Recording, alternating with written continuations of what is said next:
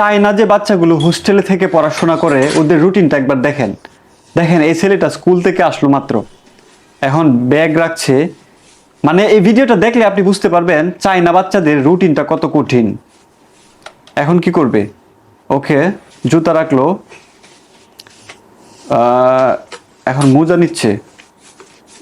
একদম ওর সাইজের একটা ওয়াশিং মেশিন, মনে হয় মোজাটাকে ক্লিন করার জন্য। হ্যাঁ ঠিক তাই। ওকে, দেখতে থাকেন কি কি করে ও।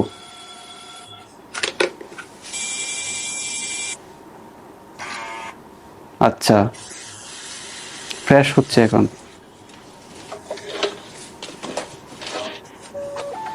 ওকে, ওয়াও, এখন সে পড়বে, হোমওয়ার্ক করবে এখন। দেখেন সব কাজ নিজে নিজে করছে, কিন্তু পড়াশোনায় কিন্তু ফাঁকি দিচ্ছে না, সব কিছু ঠিক রাখছে একেবারে। এখন কি করবে? এটা আবার কি? চাল নিল মনে হয়।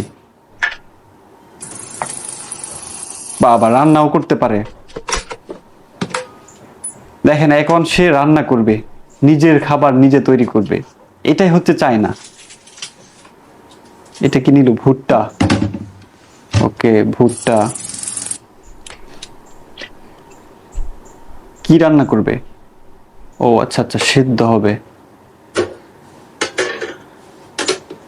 না, ওর ঘরের ভিতরেই সবকিছু আছে, ও শুধু তৈরি করে আর কি। নিজের খাবারগুলোকে নিজের মতো করে তৈরি করে। কি রুটি বানাবে নাকি এখন? এইটা কি? ও নাগাস। ওকে, দেখেন ওর ওর মধ্যে কোনো অলসতা আমি এখন পর্যন্ত দেখি নাই। স্কুল থেকে আসার পর সব কাজ নিজে নিজে করছে। বাহ বাহ বাহ, একেবারে খাবার টেবিল সাজিয়ে বসেছে, সব খাবার নিজের তৈরি। পরিবারের সাথে ফোনে কথাও বলছে খাবার টাইমে। ওকে,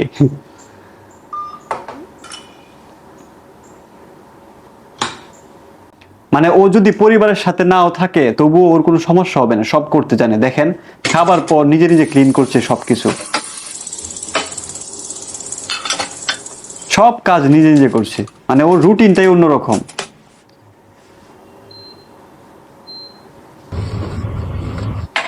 এবং এইটা ওর ডেইলি রুটিন। এখন বিছানা ঠিক করতেছে। বাহ বাহ বাহ, কোনো অলসতা নেই তার মধ্যে। কাপড় আয়রন করতেছে। চায়না আসলে মানে রুটিনের উপরে টিকে আছে, নিয়মের উপরে টিকে আছে চায়না। তার একটা বাস্তব উদাহরণ হচ্ছে এই বাচ্চাটা ব্রাশ করতেছে, মনে হয় ঘুমের টাইম হয়ে গেছে। দেখছেন ওদের রুটিনটা, দেখছেন? আর আমাদের দেশের বাচ্চাদের রুটিনটা, সব কাজ নিজে নিজে করলো, খাবার রেডি করলো নিজের।